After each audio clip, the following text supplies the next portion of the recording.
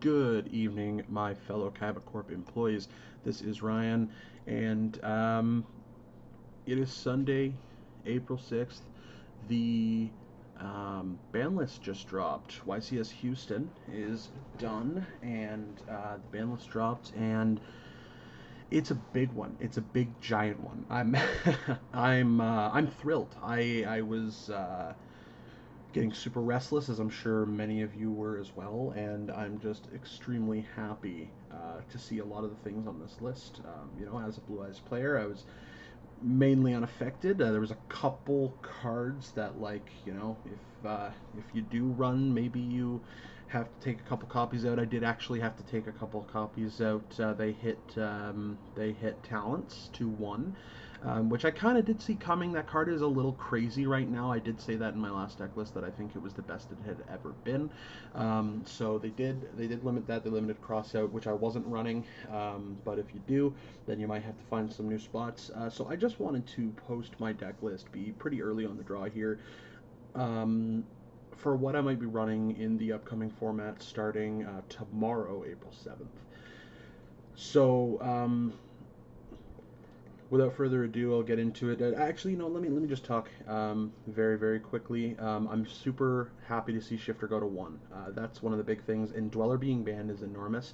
I think that we have a really good shot versus Ryziel. I think that we already had, but I think that with the consistency hits that Ryziel got, Malice as well, that we have a lot better of a time going up against those decks. Konami is really really aiming to make Blue Eyes win Worlds, I think. So we'll see how that goes come later this year.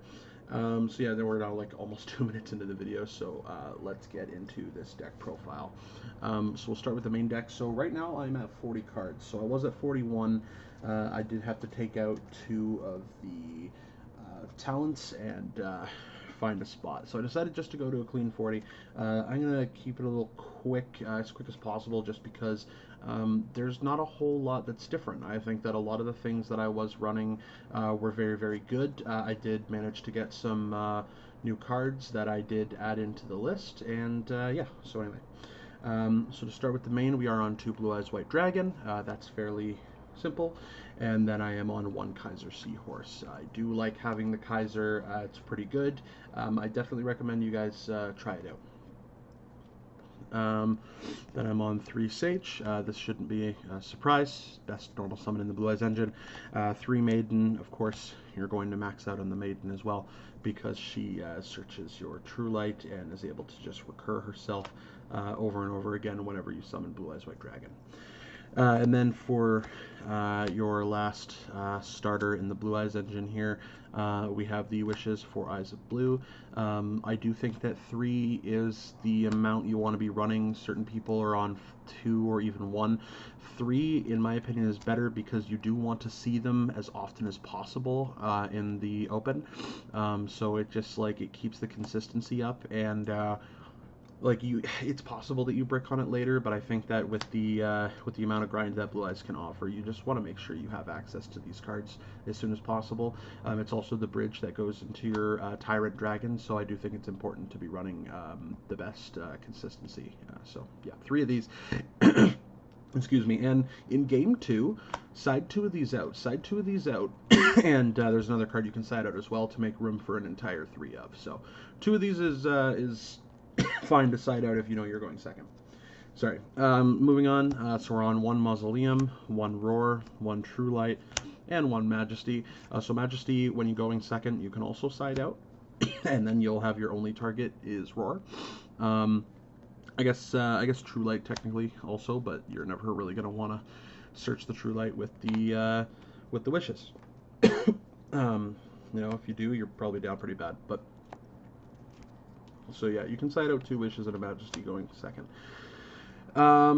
Play Majesty though. A lot of people. I was at the Toronto Regional last weekend, and there was a couple Blue Eyes people that were not playing the Majesty. I don't know why. The card's crazy. It always does work, and it's usually a pop 2 that doesn't target. So that's pretty nuts. Obviously, you don't want to play more than 1 Mausoleum. Some people are saying run 2 because they're afraid of getting it banished with Kashtira. At that point, I just say, I don't know, let them banish it.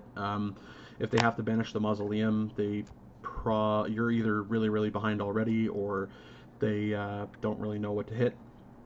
I don't think that the Mausoleum getting banished should warrant making your deck less consistent, because you really do not want to see the Mausoleum in your opening hand.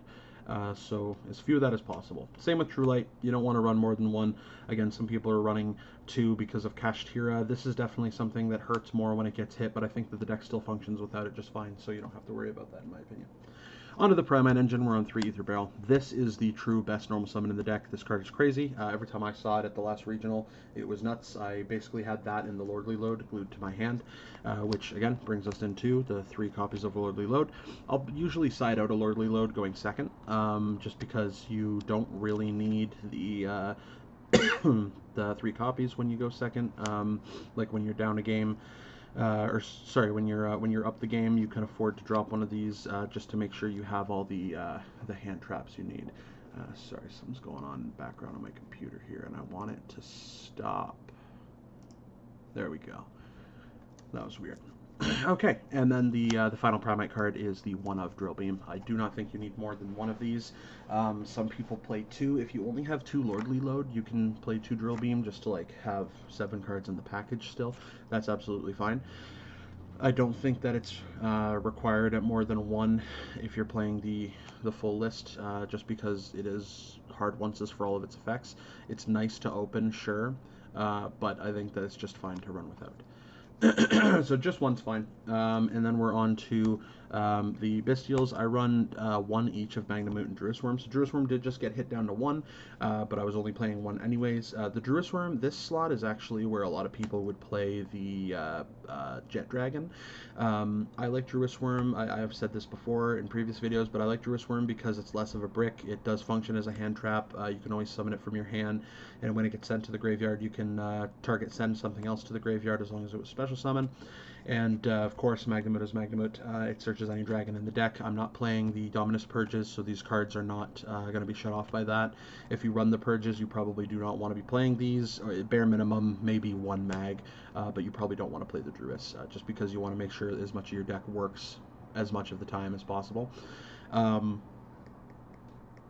And I like running these 2 when I'm running the Kaiser Seahorse, because I do run the Chaos Angel in the extra.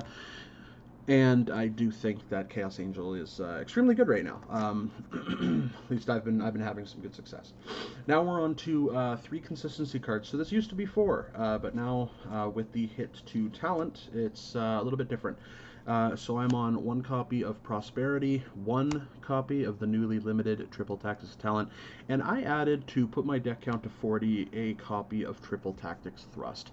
So Thrust is an interesting card that I didn't, I kind of tested it before. I definitely preferred maxing out on the talents rather than using this card, but now we're in this position.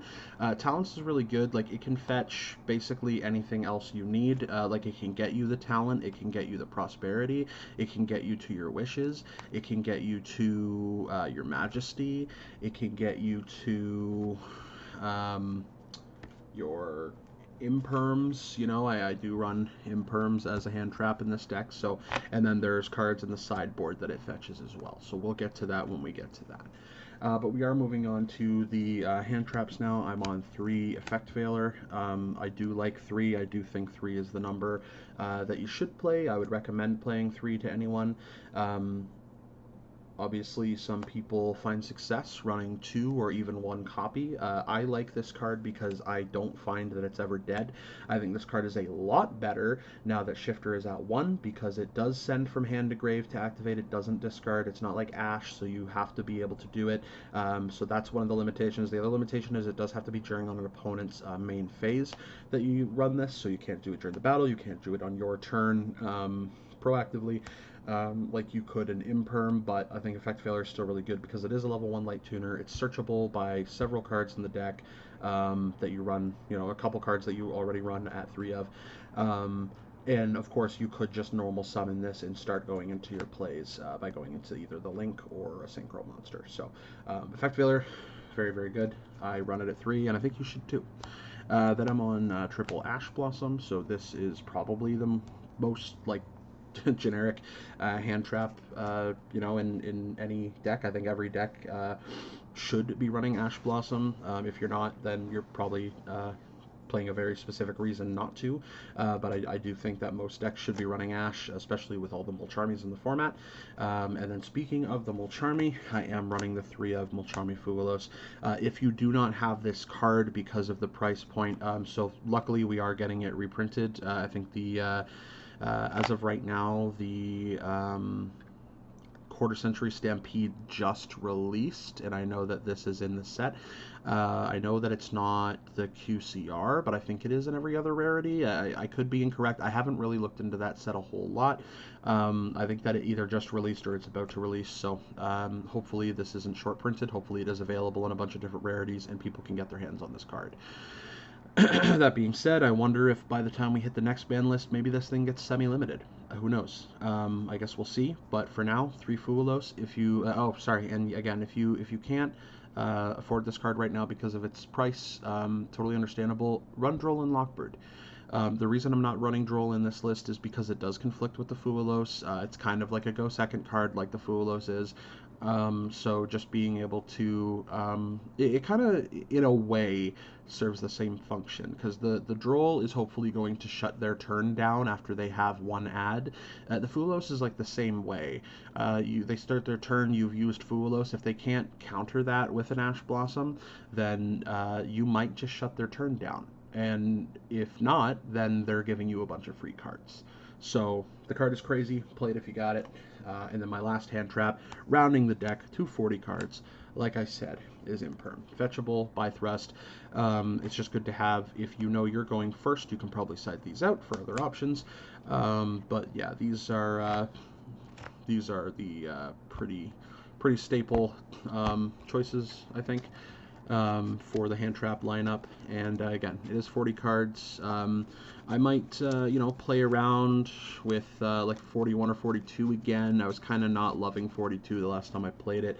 I was liking 41. 40 is probably just fine. We'll see how thrust does as well. Now moving on to the extra deck. So this part hasn't changed at all. It might be something that changes later on, but so for the links, I'm on double Spirit, I'm on double Heretic Seal. I'm liking this a lot, especially with the extra couple of dragons in my deck, with the 2 Bestials and with the Neo Kaiser Seahorse. It's pretty easy to get into this, and I really like being able to fetch those dragons out of my deck as well. For fusions, I'm on one of the Neo Blue Eyes Ultimate and one of the Tyrant Dragon. So obviously this is never played because we only play 2 Blue Eyes, but we do use it as a bridge to get into the Tyrant Dragon off of the Wishes. Tyrant Dragon is really the MVP in this deck. I think this card is crazy. A lot of people go up to 2, and I think that if you have the room in your extra deck to run this at 2 and it works for you, then all the power to you, because this card is insane. I love this card. Onto the Synchros. So we are on 2 of the Spirit Dragon. Some people like to run 3. I just don't really have the room for that. I think that is perfectly serviceable at 2. I've never found myself complaining that 2 was too few. So I do think that 2 is just fine, as well as 1 of the Ultimate Spirit Dragon. Again, I see some people playing that at 2, playing an additional copy of that. Again, if you have the room and you don't want to run anything else, then that's absolutely fine. I don't think there's anything wrong with that. It's a very powerful card, and especially if you are running the Kaiser Seahorse, you are going to be able to hard make this a lot more, so you can keep it around. But yeah, this card's pretty crazy. Then for more targets for the Spirit Dragon, I'm on Azure Eyes Silver Dragon, Lightstorm Dragon, and Black Rose Moonlight Dragon. So Azure Eyes is cool. You can just hard make him using a Blue Eyes Vanilla plus any of your level 1 tuners. It's also a reborn on your standby phase for Blue Eyes, and it can protect all of your dragons on board when summoned from being targeted or destroyed for 2 turns. Lightstorm Dragon's nice because you can pop some back row. This is going to be really good. Just continue to be really good, essentially.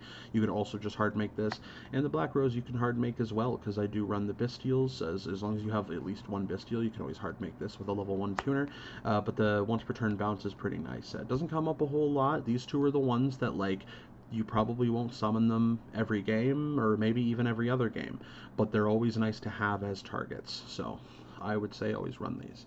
And then the last synchro I'm on is the Chaos Angel. So again, you can go into Seals on the opponent's turn, use Seals to grab Magnamute. Magnamute effect on the end phase, you add the Neo Kaiser to hand.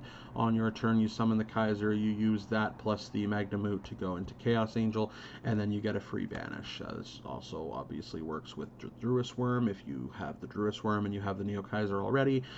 Or of course you can go into this using any of your Synchro 9s plus your level 1 tuner. It won't have both the effects, but it will have the one that makes it like a pseudo towers. And then onto the last couple of cards, the Xyz monsters. I am running one Typhon and I am running one Aggregator. So this is for the Ulti Slayers in my side deck, which we will get to, and then of course Typhon. So this is pretty good for Ryzeal. This is something I might actually cut in this format. I'm gonna have to kind of see how it works out. I like having it because it's always something you can kind of go into as an emergency button.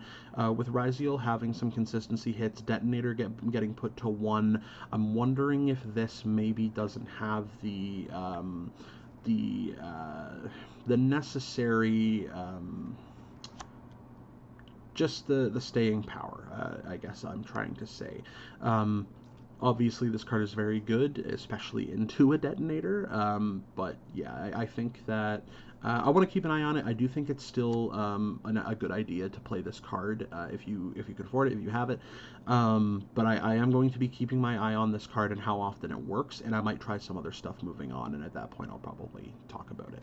And then Aggregator is Aggregator, like I said. This thing is going to be your Slayer target, and we'll see how this works. Again, moving forward, same kind of deal as the Typhon. I want to see how these work moving forward, just because with Detonator being reduced to 1, maybe they aren't as impactful, but I think that they probably still are going to be impactful. So, yeah. Oh, also I think I showed these off, but I got some more tokens. So I showed this one off last deck list, this one as well. But I did get this nice 25th anniversary Korean Kaiba and Obelisk. I also got this one, again, 25th anniversary Korean Kaiba and Yugi. And then I still have this one from the Yugi's Legendary decks. And then I still have the Orca card Blue Eyes and the Field Center. Okay, so that is the extra. And now I'm going to go into the side. As soon as I get this all cleared up and out of the way. Cool. Alright, let's go into the side deck. So the side deck is also very, very similar to what I showed after my regionals profile. But I did kind of want to just, show, because I did change a couple of things. So moving forward, hey, the good news, we got to keep Lancia. So Shifter got put to 1, but we got to keep Lancia, which means they aren't babying Malice, which I love to see.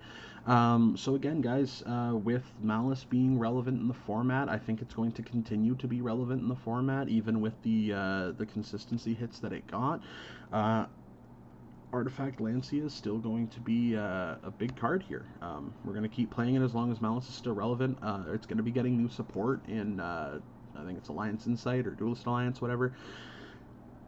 One of the two sets, maybe both. But anyway, yeah, Lancia. And then, of course, for more Malice hate, running the 3 Mulcharmy Meowls. Now, this card, again, if you can't afford the Meowls, because this card, as far as I know, did not get a reprint. It did just come out in Supreme Darkness, so... if you don't have access to the Meowls, you could go Chaos Hunter. I actually took out 2 Chaos Hunters and 1 Skill Drain to put in the Meowls, so those could be options for you as well. There are plenty of available options. And then I am running the triple Ulti Slayer, like mentioned. Again, this is something that Thrust can search for you. And then I'm on the double Lightning Storm and 1 Feather Duster, and again, these are searchable by Thrust. And then the final card is going to be the Judgments. I think that the Judgment is super strong. Again, It's different than Strike in a way, but Strike has a fixed cost. This is just half your life points at any given time, so you could be paying more life points, but I think it's more impactful, especially to protect you against the back row blowout cards like Storm and Duster. So I think that the judgments are very important. Yeah, and then a lot of the cards in here are searchable, like I said, by the thrust. So I think those are all very, very important. But anyway, thanks for tuning in, guys. Tried to keep this one as short as possible. It's about 20 minutes. So yeah, peace.